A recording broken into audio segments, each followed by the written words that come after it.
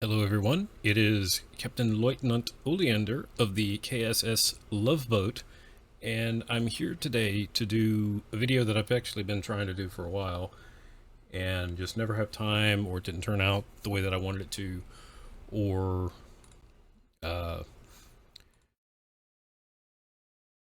things didn't work out, or it was too dark. I've actually worked on this one a little bit, so hopefully the recording will be light enough to see. But this is a game that I've wanted to play. Well, I've actually wanted to do a video on, like I said, for a while. It doesn't get enough love on YouTube. It's a multiplayer game. It's been around for, God, probably 5 years, maybe longer than that. If you don't know about this game, it's a World War II U-boat simulator. It originally started life as the HMS Halruken, I believe was the name of it. If you've ever heard of the website Subsim, which they have like all of the mods for the Silent Hunter series, the owner of it contacted this small independent group, I think they're Finnish, and said, hey, that might be Scandinavian, said, hey, or Norwegian, I mean, you guys are doing this submarine simulator. Ubisoft has pretty much said that they're not going to do another Silent Hunter series because of the very poor performance of Silent Hunter 5, and there was another one in there that they tried to do that failed miserably because they were just basically taking the legacy code of the game from like Silent Hunter 3 and just trying to incorporate all this stuff, and the code degradation, and it's just bad. Performance was terrible. It was plagued with bugs, and never went anywhere. So the owner of Subsim, I can't remember if it's Neil, I think it's Neil, or it might be O'Neill, contacted them and said, hey, since we're probably never going to get an in-depth submarine simulator from Ubisoft, and they own the IP for Silent Hunter, this has the potential to become a Silent Hunter. So basically they took the team, I think he bankrolled some money to them, and they started this game. So it turned into Wolfpack. Now I'm playing in the open beta, as you can see down here. It's open beta. This is the precursor to the next big patch that's coming. So I'm going to jump in here for a second. You can see there's some people playing. We're just going to create a lobby, and we'll just make it hidden so nobody can mess with us. And like I said, this is a multiplayer game. You can play with there's 4 boats. I think you can have 5 per boat, so you can play with up to 20 guys. You can play in a wolf pack. You can play a lone ship. It's actually pretty cool. I have not been able to do it in multiplayer just because of my schedule. It's really hard for me to get with the crew, and plus I don't play it enough to be proficient, because this game can get really in-depth. So I'm going to take quick encounter off. This is going to serve as sort of a half-assed tutorial slash, I don't know, but basically I'm just going to go through it and try and simplify some of the stuff, because if you try to do a deep dive on this game is as difficult as you want to make it. You can do it by the book, the way that captains would have done it during the war. You got to remember, this is a little bit of a game, so you've got to kind of fudge some stuff. There are guys that do Wolfpack missions every week. I think it's on Wednesdays, but I think some of them play on Tuesdays. And basically Wolfpack tactics, where you have submarines positioned on various points of convoy. They have an attack time. It's like torpedoes all get launched at the same time so that they all impact, they don't spook the convoy. It's actually really interesting, and I'd love to sit in on the session sometime. I just don't have time. But we're going to do a single mission. You can see our objective is to sink 15,000 tonnes of enemy freighters. I guess that's the English way of saying English things. And I'm just going to take a real close look at my weather radar. There's actually some storms getting ready to come through, so you might hear some boomers in the background, and not the ones that say that back in my day. So we're set for skirmish. There is a tutorial, which if you want to practice a little bit on your targeting, you can go to that. It's set in the daytime. You can't change anything on it, and it will actually show you the solution. There is a workshop where you can go in and download scenarios that people have made, and they range from basic torpedo scenarios to actual really hard convoy attacks. So we're going to go with a small convoy size. My experience has been, if you go to medium, you are guaranteed for an escort. So we're going to stick with small. We're also going to stick with the start of the war. You notice here the time of day is midnight, September 1st, 1939. This was the official invasion of Poland by the Germans. We're going to have the wind calm, no fog. There is a campaign coming where the weather's going to be sort of dynamic. And one other thing in here is I want to make sure that we are going to have bots, which is right here where it says non-player crew members. They're enabled. You can also, this one right here where it says automatic engines, if you disable that, you have to manually go back and set your engines. And I'll talk about that in just a second. But let's see. I think we're set. We'll go ahead and let it load. Originally, they weren't going to have bots in this game, and it was just going to be the control room. But people wanted it so much, and it's actually probably a good thing that they did. So you've got 4 boats. U-96, this is the one that everybody remembers from Das Boot. 552, 564, 307. So you've got 4 boats that you can choose from. Each boat has up to, they've expanded it up to 7. It used to be 5. When they added the engine room, it went up to 7. When they add torpedo loading, which I think is going to be a thing, I have to go back and look through the Discord, it will probably add at least 1 or 2 more. So I'm going to say that the boats are probably not going to have more than 10. So just keep that in mind. So we're going to join U-96, and we're just going to, let's see, we can change it to hardcore if we want to, role play. We're not going to do all that. We'll just change that. It doesn't change anything. Mission briefing, we've done that, the overview, and let's just go ahead. Oh, I didn't need to do that. Hit launch. So we're going to be doing a night attack. The first thing we want to do is come over here, turn on the night switch, so we're in night view. Now, in a second, we're running on top right now, as you can hear. We're running at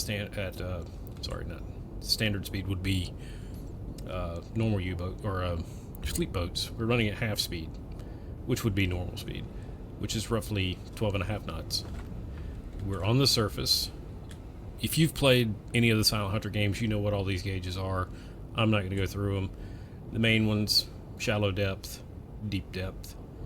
It doesn't have the red markings on it like in Silent Hunter, and then that's just your RPMs and the rudder controls. So helm station, dive officer. This is the, what do you want to call it? Basically, this is how you control your trim tanks. If you want to submerge, you control through this one. If you want to level the boat off some, put more water in the negative tank, which is there, or you can do your ballast tanks here, and then these are all trim valves, which you can't use right now. You'll just go forward here. You have the radio room with an Enigma machine. We're not going to talk about it though. You also have the sound room, or the listening room, which is the hydrophone operator here, and you can operate the hydrophone. It won't work because we're on the surface. He's also got some other instruments in here. I'm not going to go through anything like this. This would be active sonar. And then he's got the gramophone. Captain's quarter. This would be, I think that's the chief's bunk. This is the, this would be like lieutenants. And I think these are petty officers. Can't remember. The forward bathroom. That locker can't be opened. This is the forward torpedo room, which is still being worked on. That's why there's nothing in here. You can't interact with anything in here, really. They're still working on it. So we'll go ahead and close that door. You can actually lock these doors so that they become watertight. Damage modeling, you can get sunk. And we'll go forward here, and I'll show you the pump mechanism. By the way, these are the ballast vents. So when you get ready to dive, and this getting way in the weeds, used to be when you had to do all this stuff manually, you had to open up the vents by yourself to basically flood the ballast tanks to give yourself neutral buoyancy so that you could actually dive. So this is the forward ones, and if we come back here, there's the aft ones. This is the bilge pump. Basically, if you kind of look down in here, you've got all these pipes.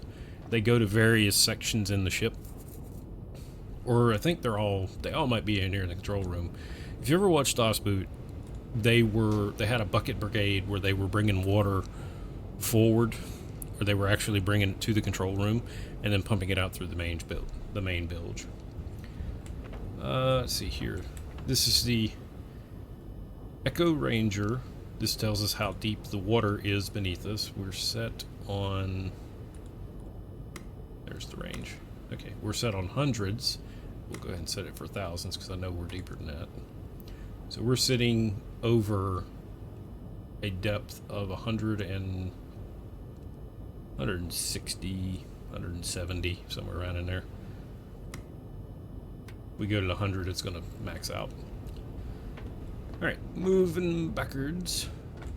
We have the crew quarters, the storage locker.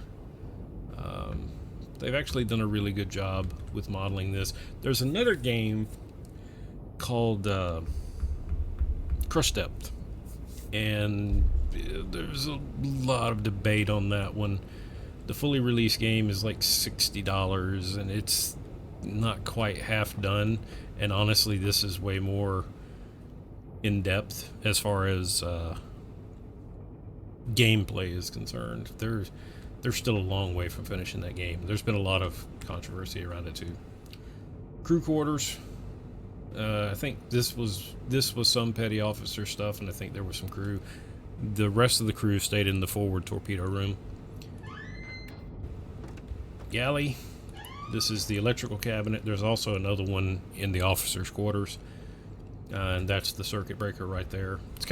It's very similar to how it was, but it's still a little bit crude. So we'll close that. Then you've got another bathroom. As my understanding is, when the ship was first underway, this bathroom became a food storage locker. So you can only imagine. And like I said, you've got the cook station here, electric stove, electric oven. Come on back here to the engine room if you can hear me. And, well, I'll see how loud it is in the video. But as you can see, these have been fully modeled, and like I said, if you have the guys turned off, you can actually come back here and manually control the speed, starting them, turning the turbo on, which is right down there, or compressor. I think that's a supercharger. Yeah, and then you've got temperature readouts here for all of your cylinders, and you've actually got your, I believe this is all compression for each individual cylinder.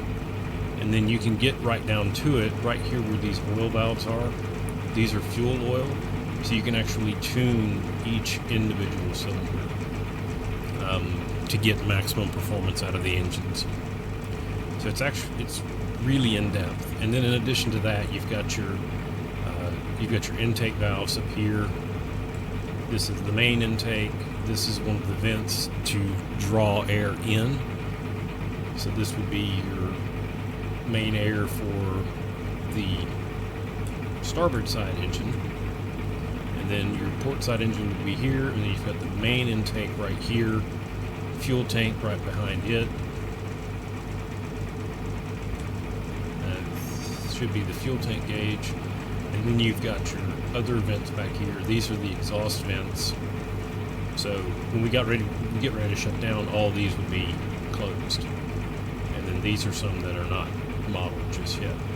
And in addition to that, you've got your couplings for your propeller shafts.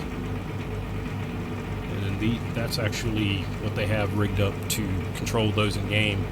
I believe in real life it's actually this one. But this might be for the clutch.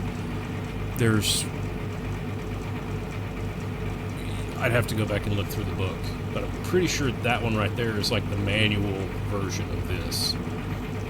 So let's go back here to the E-machine room.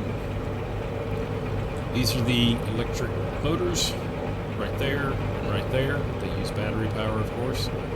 You can come back here and manually control how to run the electric motors. It's got the settings for what speed you're looking for.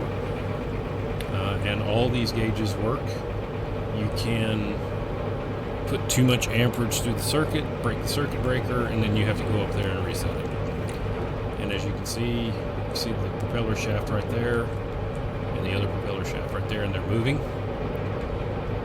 Then back here is the air compressor, the after torpedo, and on some boats this would have been an electric compressor. I'm not sure which one that is, and that could be an electric compressor. They haven't finished modeling everything. I don't even know if you can interact with it.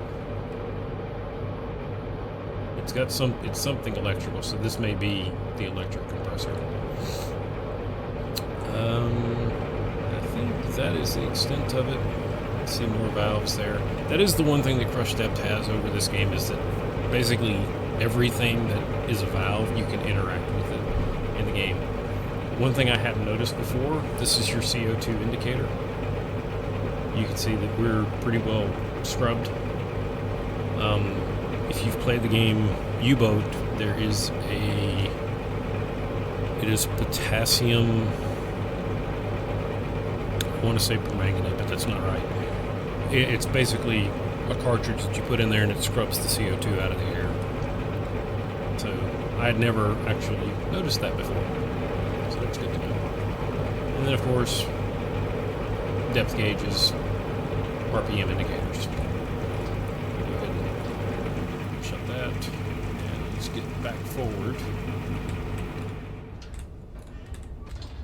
And we'll just leave the doors open. Except for this one, we'll close this one. Now there shouldn't be an escort, so we don't have to worry about getting sunk unless we screw up something royally. Now, I'm going to go ahead and go topside for a second, just to kind of look. Of course, we're up here in the conning tower, and you can see how well it's been modeled. So let's go up top here. And I just want to look. I don't think we're going to see anything. And your view is actually going to be a lot brighter than mine, so if you see things that I don't, it's because I've turned up the gamma on the recordings, that way you can actually see. And I see 3 ships, and they are... I should point out, if you look at the direction indicator in the top, the compass, you see that we're on 175. That's relative bearing to the ship. So this is the aft of the ship. So these are just a little bit off of our aft. They're roughly going the same direction as we are. So I see one ship there, one ship there. I thought I saw 3.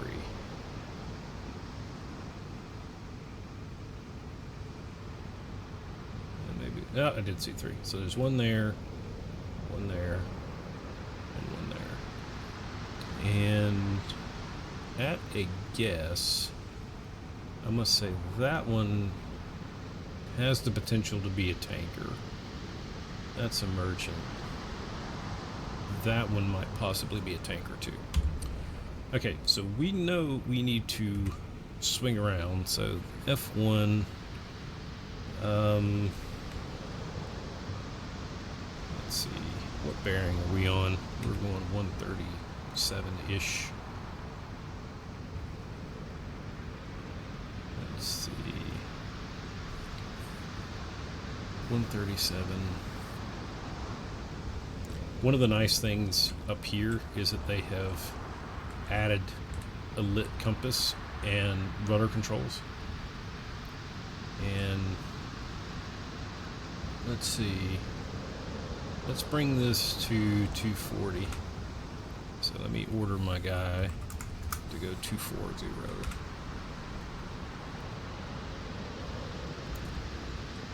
And we'll swing around. And as we're doing that, let's kind of look over the boat. It's going to be kind of hard to see, but this is our anti-aircraft gun. And I'm kind of going to use the other monitor to get down here. I don't know, there's a light bug where the light is glowing on us. Deck gun, I'm not sure if you can see that. You can actually fire this one. I'm not going to turn on my light because I can't remember if the enemy ships will respond to light. So we're going to kind of stay quiet. But you can see how this game can be very difficult if it were foggy. You have like no indicators. This isn't like Silent Hunter where you have map contact updates. I mean, you can turn on, I can show you here, I've changed the background colors on this so it's a little bit, it's not as harsh on the eyes when you're at night. You can see that I've got it set to update our position because we have a navigator on board. So he's constantly updating our position. If you're playing in multiplayer, you can turn that off. So you have to have somebody manually navigate for you. They have to sit there, do the plots, how fast are we going, what direction are we going in, and do dead reckoning. They don't have a sextant in game yet. So it's not like you're doing an actual shot at a star to figure out where your Latin lawn is. You're basically reckoning where you are, and it gets down to the point where every time you make a turn you have to know what your arc is. So if you're going in, let's say you're just going 270, okay, and then you're going to make a turn to the south, and we gotta remember how to do this. There we go, draw from midpoint. Actually, it's not that. That's not the one I wanted. There's a way to do it, and I'm not going to spend any time on it. But basically, you'd have to take your circle, and you would have to, make a circle here. Where you're going to come out of that, and you would have to say that your position is going to be roughly here. You see what I mean? And that's how you would plot how you're doing it. This isn't exactly how you're doing it, but just to give you an example. So it can be very, very challenging. One thing I'm going to do, I'm going to warn you, watch your eyes. I wish this would actually default to that in the beginning. I just turned the background color down so that way we don't lose our night vision. Because I've actually got it dark in this room just so I can see. That's how dark it is in game. Alright, so we should be done with our turn. We turned to the right, which should put them off this way. And there they are. Alright, they're almost 90 degrees to us now. So let's go back up here for a second. I'm going to go back to the UZO. And figure out what their actual bearing is. It should be... yeah, there they are. I just keep going past them. There they are. So Okay, so they're almost directly to our starboard. It looks like they're all, well, they're not. You got two that look like they're in column and two side by side. So what I mean by that is they're up this way right now. They're basically in a formation that looks something like that.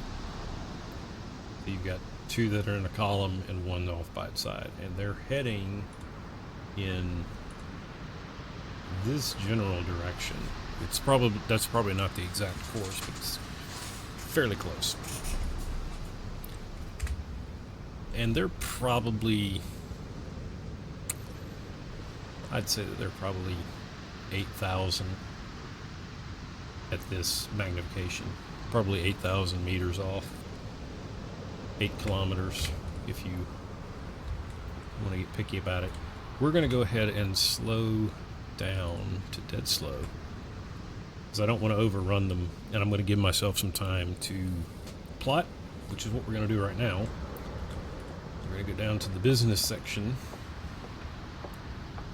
and start plotting some stuff on the enemy. And I'm actually looking at my radar just to make sure these storms aren't getting ready to get lively. Okay. Torpedo data computer, we'll talk about that in a minute. You have a full complement of gauges. Again, direction indicators, we can give orders directly from here. Compass, depth gauges, rudder indicators, speed indicator. We can also sound the alarm if we needed to, if we're getting ready to dive. And then, yeah, this is not modeled yet, and that's not either. There it is. There's an intercom right here, and you can actually use it. We can, if we wanted to, contact the control room. If you wanted to do it realistically, you can hear the phone ringing. And same thing, I don't know if you're going to be able to, you probably won't hear it because of that. You might hear the torpedo room. Nope. Anyway, so that's, you don't have to use Discord or TeamSpeak or anything like that. You can do it directly in game. We'll talk about this in a minute. One thing I do want to check is, yeah, all these are set. These are loaded. All right. Let's go in here to the telescope. I mean, not telescope, periscope. I'm going to hit the plus key on the number pad to show the crosshairs just a little bit better, and I'm going to hit E to bring up my distance table there on the left, and then you can move that back and you can change your distances or your heights with the arrow keys. Alright, so I said they were 90 degrees off to the side here, off to our starboard side. And I'm actually going to overtake them. Either they're zigzagging or we're directly in front of them. And we've probably overtaken them, would be my guess. It doesn't look like they're zigzagging. I don't know. I don't see how they would see us as far off as we are. But let's go ahead and get on around, and then we'll come around and hit them again. I'm going by the smoke too. See how the smoke is in a straight up and down? It doesn't appear that they're turning. It's just we're probably just so damn far ahead of them right now. I mean, they're still, I very seriously doubt, even though we've got the moon, even though we would be technically silhouetted by the moon, I don't see how they would see us. You got to remember, this is early in the war. These guys are basically civilians that are captaining these things. They're not, as far as they're concerned, the war's not even started yet. But that's not to say that they're not zigzagging. So while we're coming around, and we're going to have to get on their port side because we've overshot, let's just kind of start identifying some of these guys. So looking at this one that's here in front, it's a really odd angle for them. And the reason why I say I don't think that they're zigzagging is because this guy right here hasn't moved. They would have radioed each other and said, hey, I see something. Or they would follow the leader if they didn't want to radio anything. They'd say, one of them would see one ship zigzagging and say, oh God, there's something out there. So let's take a look at this one right here. And I can tell you it has a front island, has a forward mast, and then a funnel, and the engine is midship. Yeah, he's not turning, it's just the angle that we're looking at him from. And they're probably somewhere around 6,000 right now. So if we go in here and we go to recognition manual, and we go to merchants, we've said at least mast funnel. I am gonna say it's probably this guy.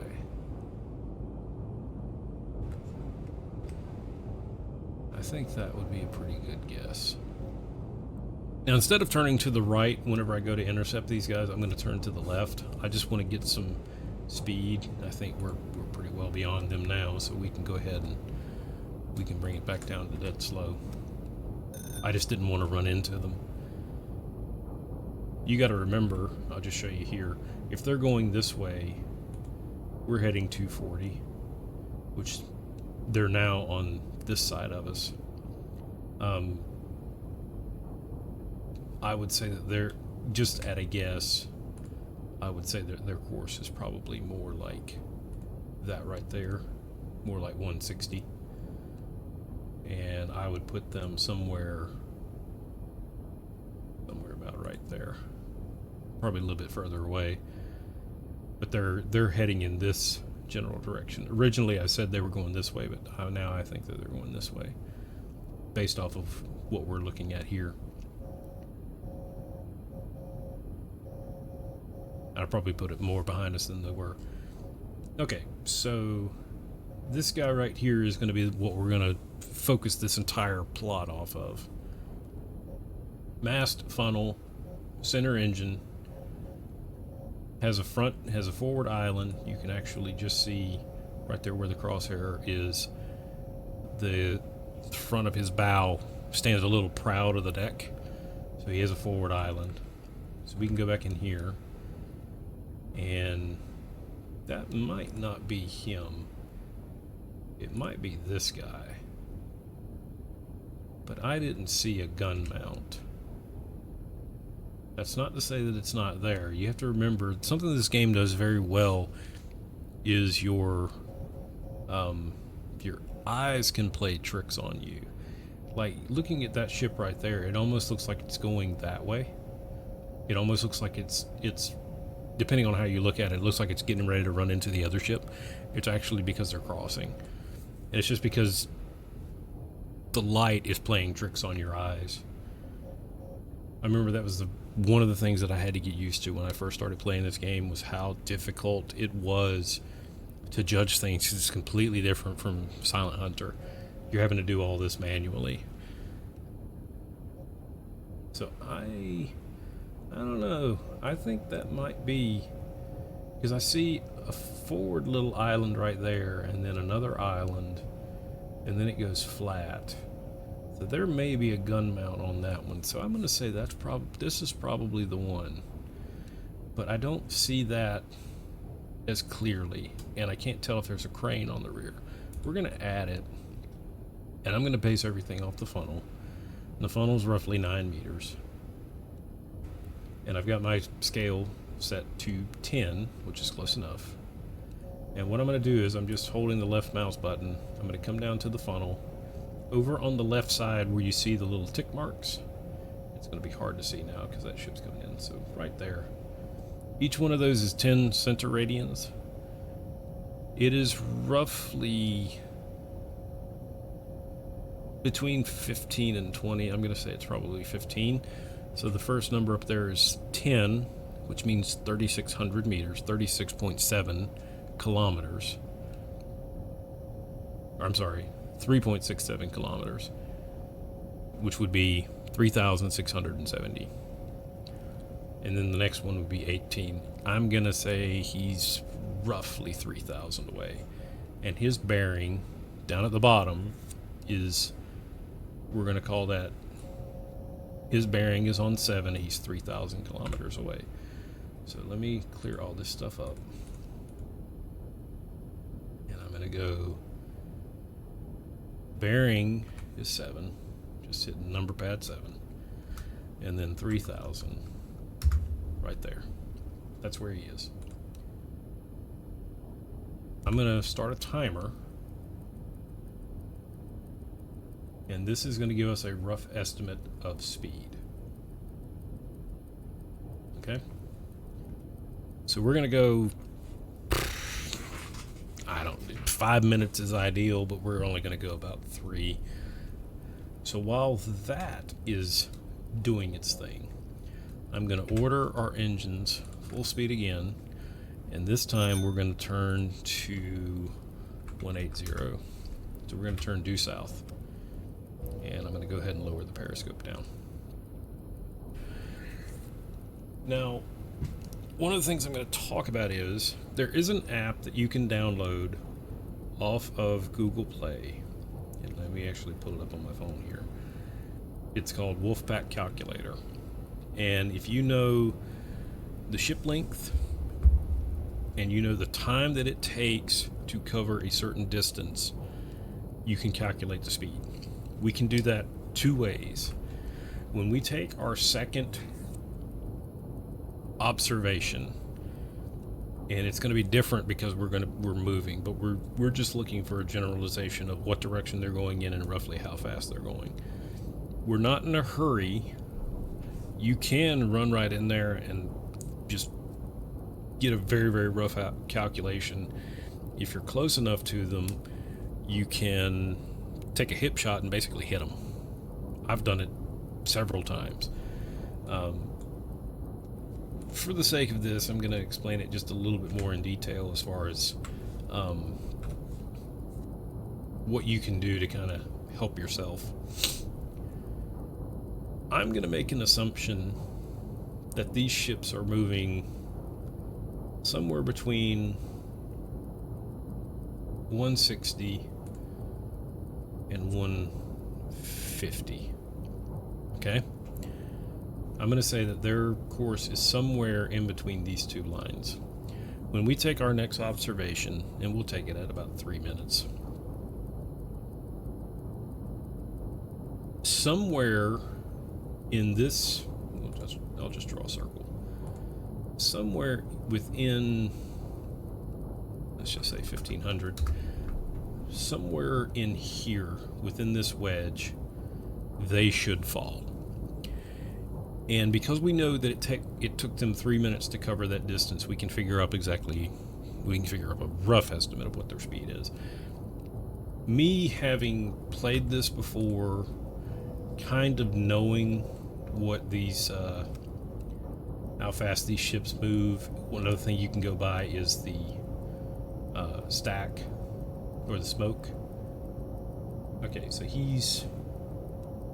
I'm gonna say that's right at 10, so we're gonna say 3,600. Okay, 3,600 off of bearing 13.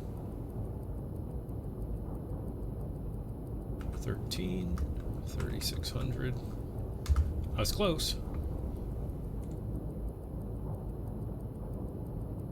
Right there. All right. So let's get all this other stuff out of the way. All right. So we took 2 plots off the same ship, and now we have a distance here.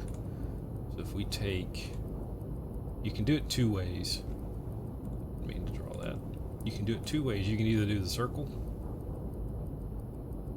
And what this will do is if you do the circle and you say 935, if they change course and they don't change speed, you can do this again. You can do 935.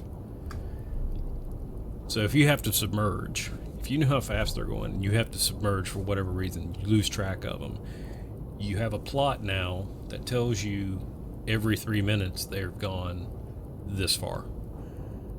If they don't change speed. If they change course for whatever reason, you can say, well, they can't have gone anywhere outside of this circle in that amount of time. All right, so let's erase that. We'll draw the line from here to here. It's 935 meters. So 3 minutes is 180 seconds. And then you're going to divide that. Well, I'm sorry, it's distance over time. The ship length, well, we're not going to worry about the ship length. We're going to say they went 935 meters in 3 minutes. They're doing roughly 10 knots. And I've actually made myself a spreadsheet where I could actually calculate this in, and I'll give you the formula. So if you wanted to figure out what there's, if you're doing this off the map, the speed is the ship length, or the length, divided by the amount of time, and that will give you meters per second. If you want to convert that to knots, which the TDC inputs in knots, not meters per second, to get knots out of that, you have to multiply that number by 1.944, and that will give you the speed in knots. So this has already been done in this calculator that I've got, and I'll actually put it into my calculator just to make sure. So the length was 935, and then the time was 180, and I came up with 10.098, which is 10.10. So that would be within the realm. There's also, if you go on, if you go into the discussion or the guides of this game, there are, there's this post that has images of how fast ships are going, and then how fast they're, or how the angle of the smoke laying behind them.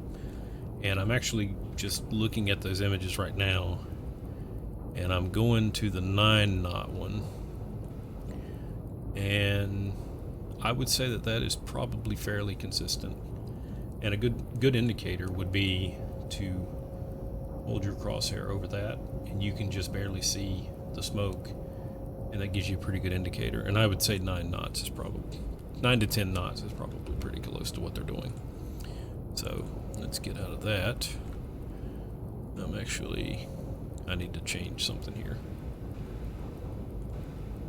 There we go. Okay. So now that we've got that out of the way, we know that their course is going to be 165. So I'm just going to go ahead and draw a line to infinity, 165. So I know that's roughly the direction that they're going. And I'm using whole numbers because it feels like for most ships in the game, they're going to stick to a whole number for the course. It's just easier, and I would imagine ships in the day would have done that because it's easier to maintain a whole number than to say 173. So what we're going to do is, where'd my ships go? They should be off over this way.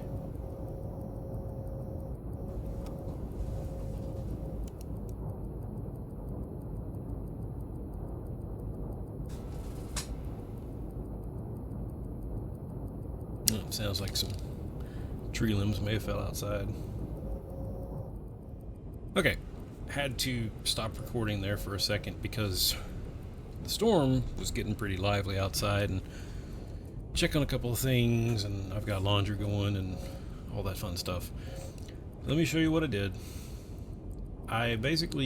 We turned, we're actually approaching their course line, and you notice that I've got a couple things here.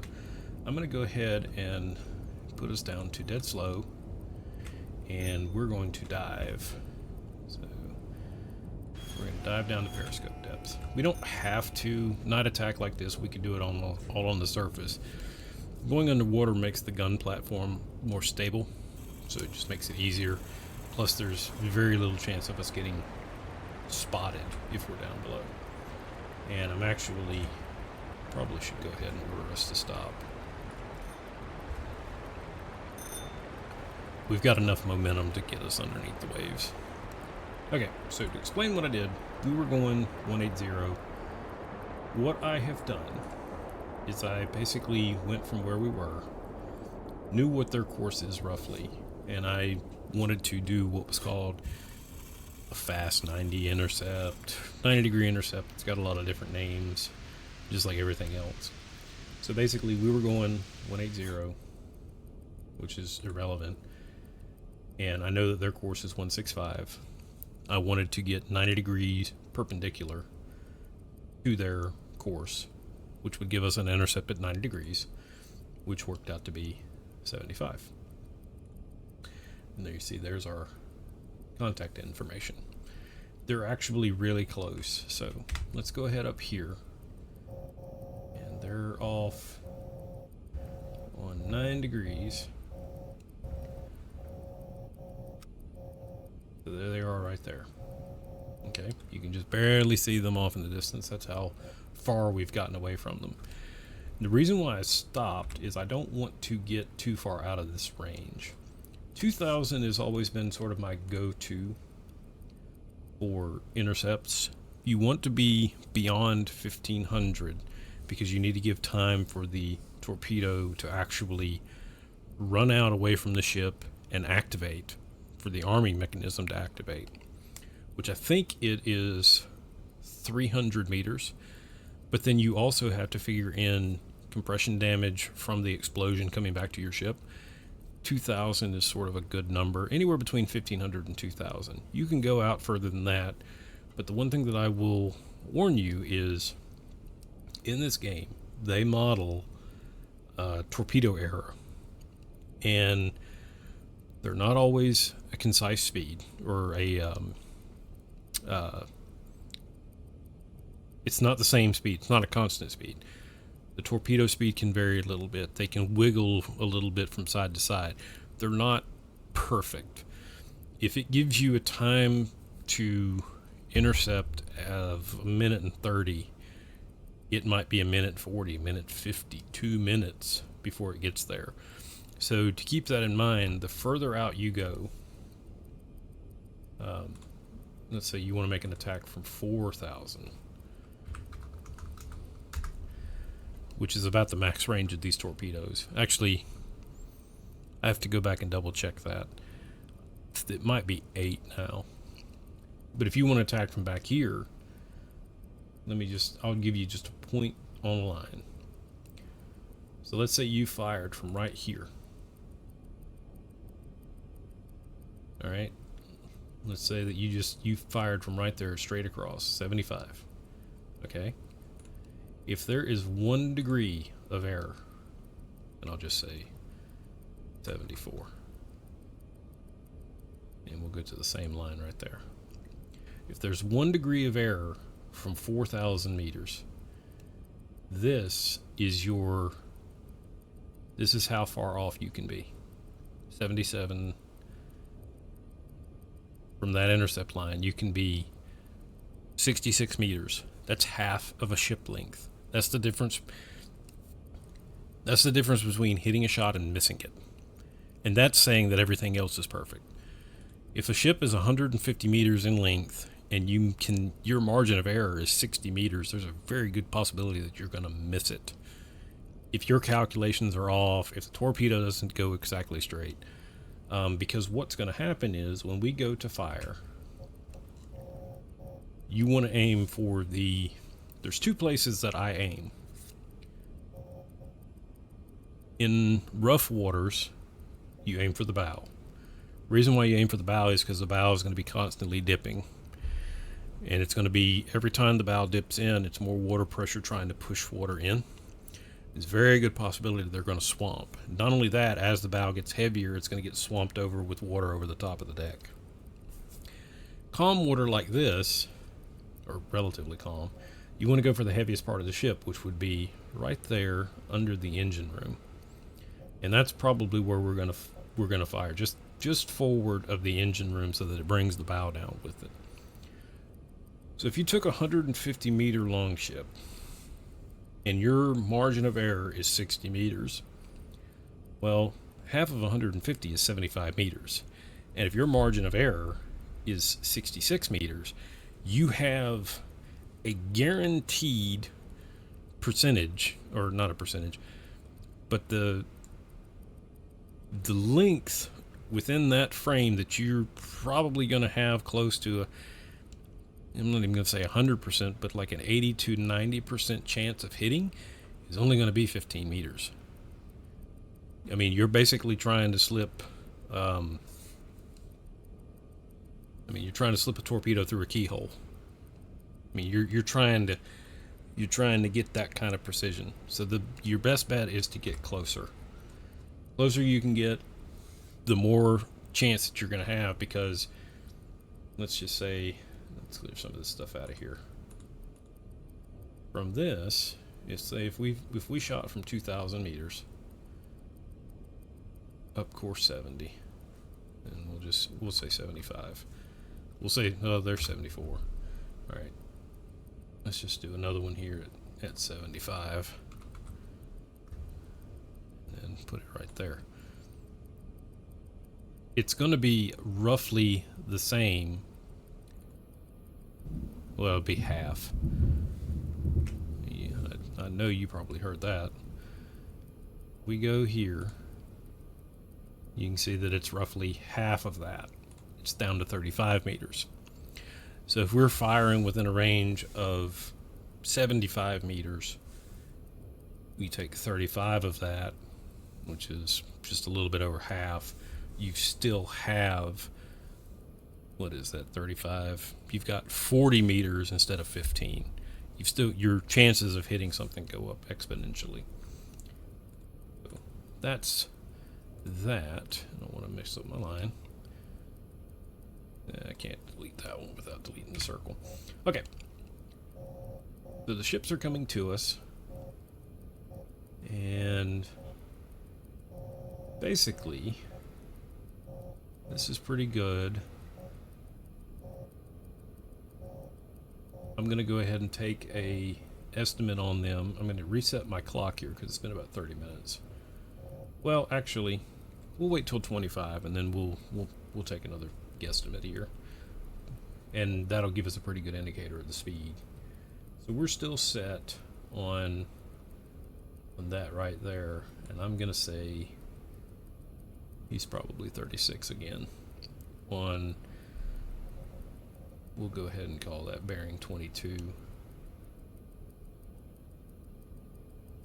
Alright, so we'll make the mark there. 3670 on bearing 22. Okay. Bearing 22, 3670. That's where he is. Right, so the guesstimation was off just a little bit. He's roughly right there. All right. So we're gonna skip this one, and we're gonna go from that one to this one, and that puts him about 162, 163 ish. Okay. We are still going to use. We're gonna just take a parallel from this one. We'll just pick the spot about right there, and then we'll go down to this one. And what does that end up being? 59.28 over 22 minutes. All right, what's 22 minutes in seconds? 13:20. All right, so we're gonna go. I'm just putting it into my calculator here. 13:20. And he went 5,928. That gives me 8.7 knots. Did I not say that it looked closer to 9? a little bit earlier. So they're more or less going about 9 knots, and that's what we're going to sort of go by. Now, if I go through here and I plot out their course from about, we'll say about 162,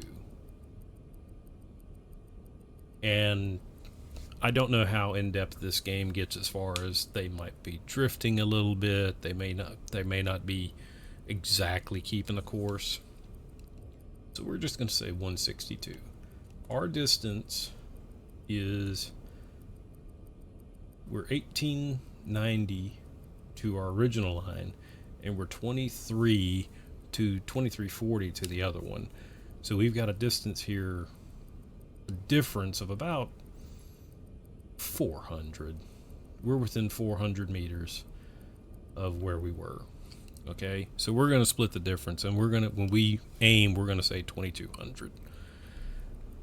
I mean, we can sit here and split hairs and try and get absolutely perfect. The end of the day, it's going to be a crapshoot whether we hit them or not. You can sit here and you can plot for hours and hours and hours and hours trying to make it absolutely perfect, and all it takes is one measurement that's off that completely screws up your calculation, and you're going to miss. So I'm not going to split hairs about it. All right, we'll let the periscope down just in case so they don't see it. Now we can go over to the TDC. All right, the first thing we want to do, I need to go back to the periscope for just a second.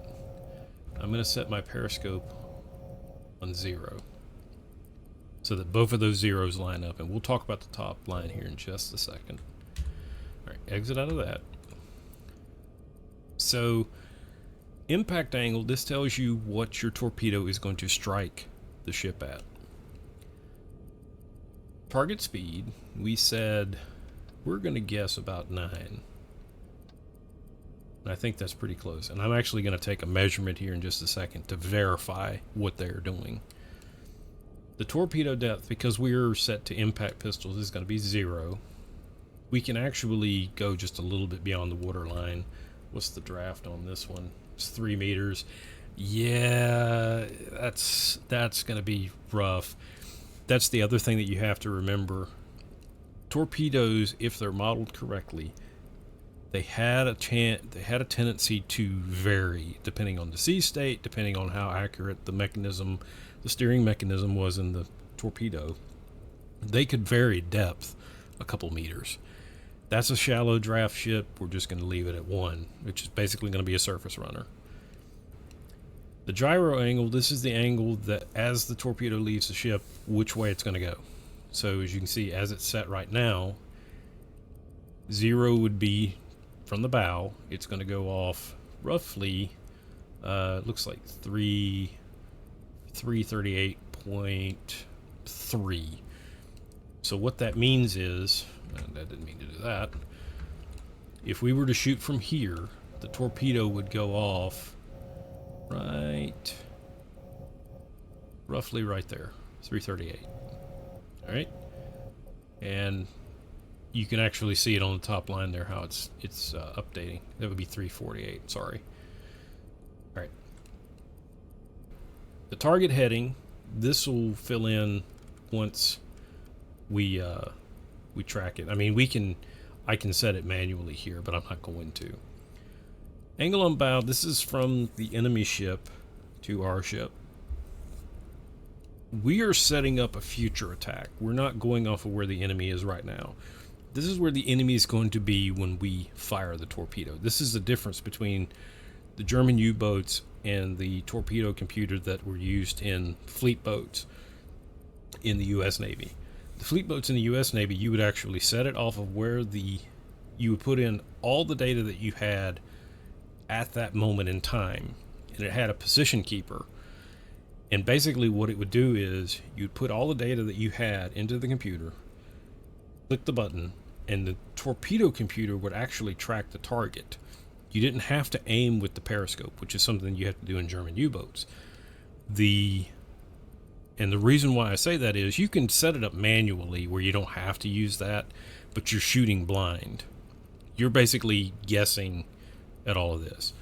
what we're going to do is we're going to come up here and turn angle tracking to the attack periscope. And what that does is now this computer is set to track off of where the attack periscope is looking. So if I go up here to the attack periscope and I start moving it this way, you can see that all the values are changing. All this stuff is going to change. And if I go back here and I move it back the other way, you'll see that everything moved again. So we're going to set this back up on 0 because we're setting up a future attack. We want the torpedo to impact the enemy ship as it crosses our bow. That's a 90-degree attack, straight on to the side of the ship. So what we're going to do is, we're on the right side of their ship. What was that last call? 28, so we still got a little bit of time. We're facing 75, so we've got roughly 30 degrees. We're on the right side of their ship. We're going to put here, the impact angle is going to be 90 degrees to the right. We're not going to worry about the course because it's irrelevant at this point. We're telling it we want you to do this. Speed's at 9. Range is going to be, the range has a direct influence on the gyro angle. You see how as I move it, the gyro angle closes or changes. We said 2200, which would be right there. Okay. You see that the time is going to be 1 minute and 38 seconds to impact. So I said we want this gyro angle to be 0. That's where we go back to our periscope. Now look at the top number. See how it moved and the zeros aren't lined up anymore? That's the track angle for the torpedo. So we'll come up here for a second. If I want the torpedo to run straight, the target has to be here when I fire. So what that top number is indicating, in order for the gyro angle or the track angle of the torpedo to be 0, I have to fire 12 degrees in advance of where I want it to hit. So if I shot here, the torpedo wouldn't hit until it's here. I want to hit it here. And in order to hit it here, I've got to go over here where it lines up with 0. So hopefully that makes sense. This is accurate to the way that they would have been in the boats. There's actually another one on there that has an angle on bow. And I don't know that they're going to model it in the game. I was actually surprised to see that. When I saw it, I was like, this is how they would have been set up. There's manuals online. You can look them up. It talks about how the periscopes worked in these U-boats. This is how the captain would have seen it. Except there would have been a third line, a third scale just below the bottom one. And it would have only been, I think it was either 45 or 90 degrees, and it was an angle on bow measurement. Okay, so he said, there they are. All right, let's take another measurement here because it's been about 35 minutes. And he's roughly 18 centiradians, which would put him, we'll say 2,000. 2,000 off of course 39. All right, so we'll draw another line. 39, 2,000. That puts him there. Well, that's interesting. It looks like they've changed course. I don't think that's right. We're not moving, are we? No, we're stopped.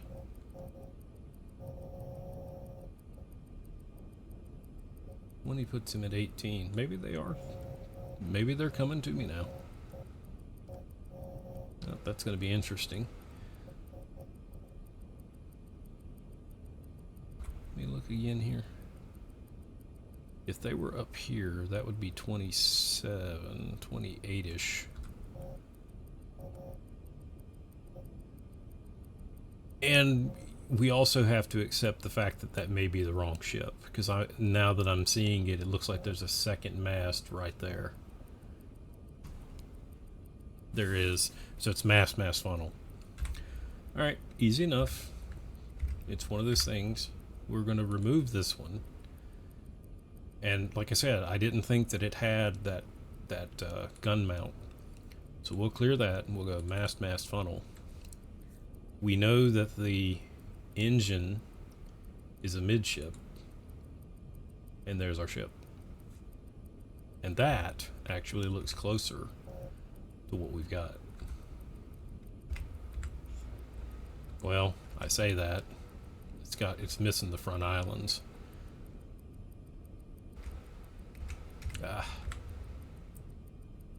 Back.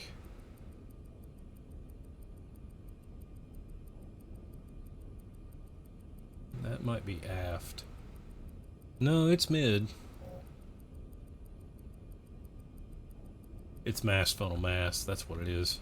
I see the second mast now. Mast, funnel, and then add a mast. Or maybe just mast, funnel, mast. Midship. Let's see. Not that one.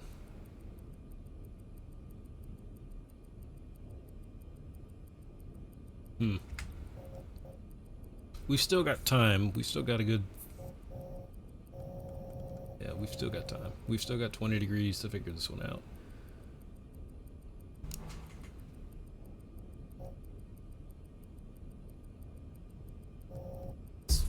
Mast, funnel, mast. Mast, funnel, mast. There we go. It has a front island. Is that it? That might be it.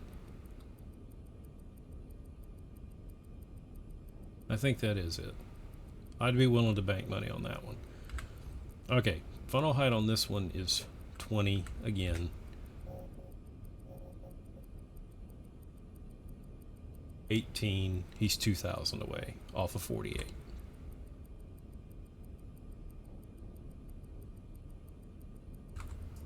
$28, 18, right there. Oh, I said 28, it's 48. Stuff out of the way here. 48, 1800, right there. All right, we're going to keep the same. That. We'll draw a line. We'll say 1600 now. And that's why you take as many measurements as you can. I'm trying to explain stuff, so I kind of missed some things. So we need to change the range. There's 15, there's 16.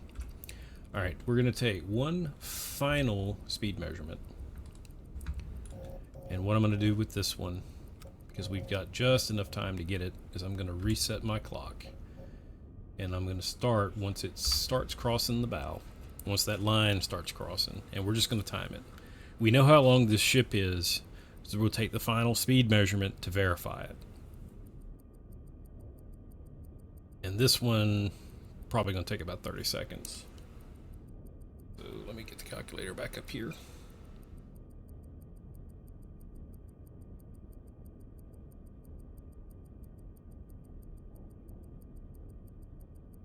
And we're going to say 3185.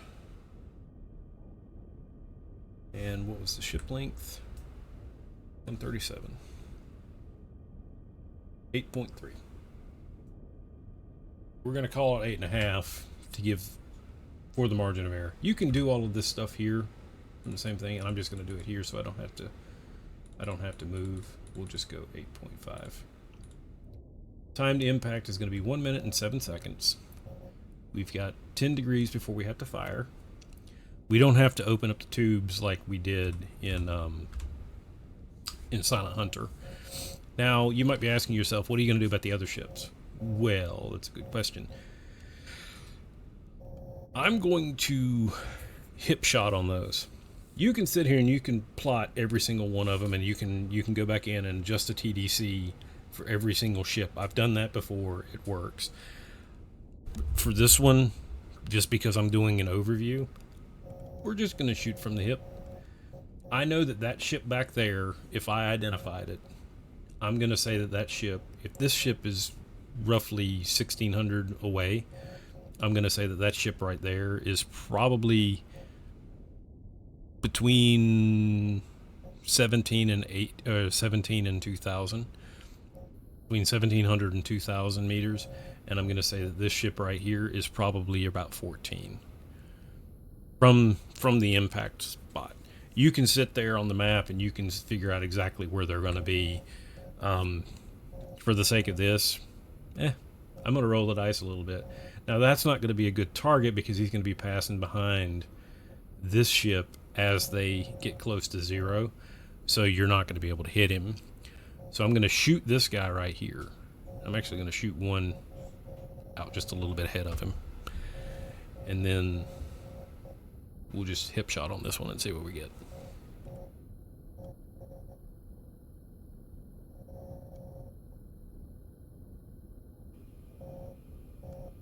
Alright. Set up here. Got torpedo 1 selected.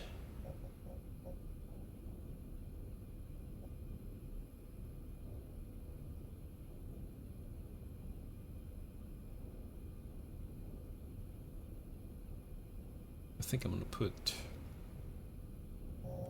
I think I'm just going to put one in him.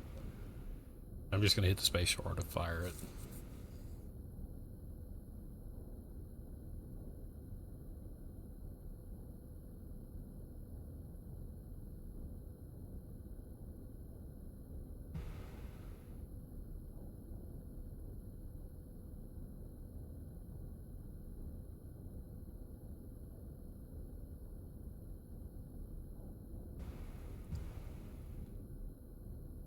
And right there. Alright, there's the first one. I'm gonna wait about 15 seconds before I fire this one. We'll go select the next tube. Let's call it 20. Right there. And I'm gonna put a second one in him. Third one right there, and then we'll go ahead and select the fourth one,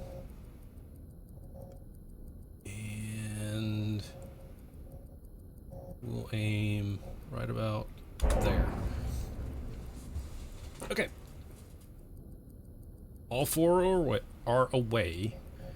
If we did the math right, when they cross, where that ship crosses the zero line, we should see some fireworks.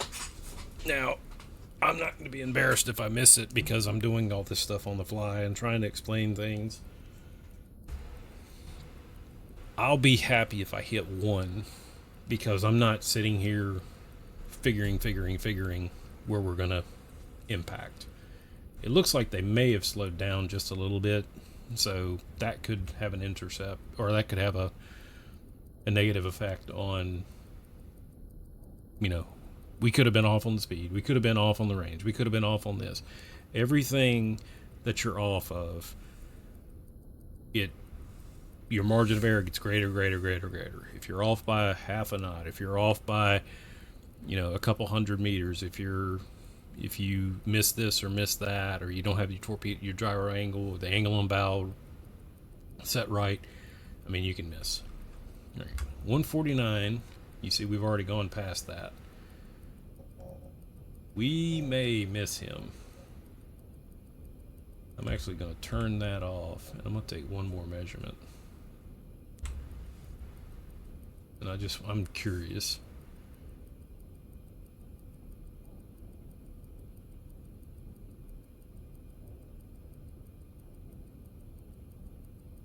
Yep, they see the torpedo. There's one.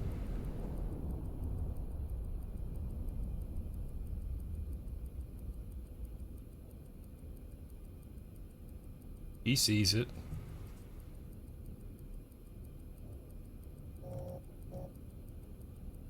I'd say that if we were going to hit him, we would have already got him.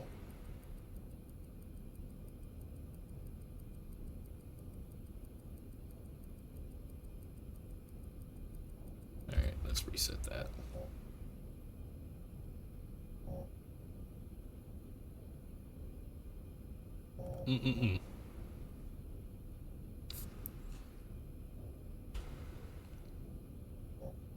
Well, we got one. So, that's this game in sort of a nutshell. Like I said, if I'd have spent a little bit more time getting accurate, it looks like I overestimated their speed. They were probably closer to 7 knots. They could have slowed down, sped up. My calculations could have been wrong. But I'm going to say it could have been range too. The range could have been off a little bit. Oh. You see what I'm saying? You see what I'm saying? That's been 3 minutes. That's been almost 3 minutes, and they're just now impacting. There's all these variables. The torpedoes may not run the same speed all the way through. Did I sink him? I think it did give me that I sank him. The searchlight's still on. The way that the game's modeled is if you can see fire, they're taking damage. So I'm kind of curious to see. I might go ahead and let's see if we can take the last one here. I'll throw this one on magnetic. Let me just give me 2.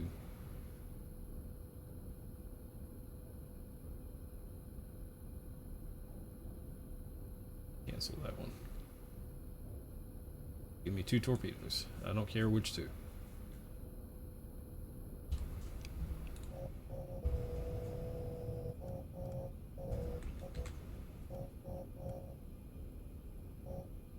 He's definitely going 10 now, just based off of his... And he's going away from us now. He's turned to the left.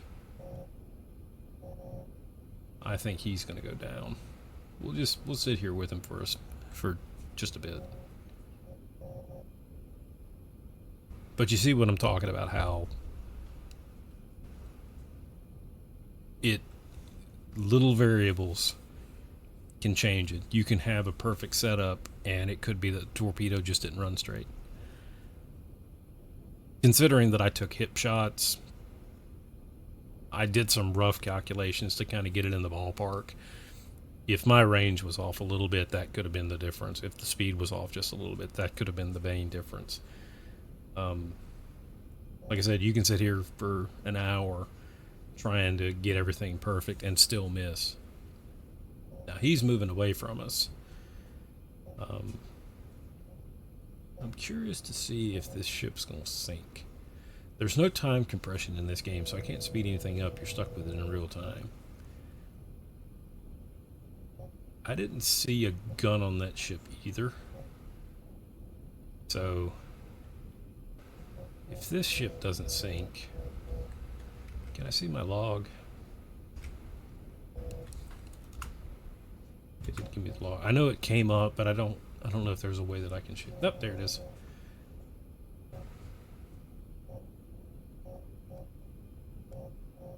So he's dead. And we'll just go ahead and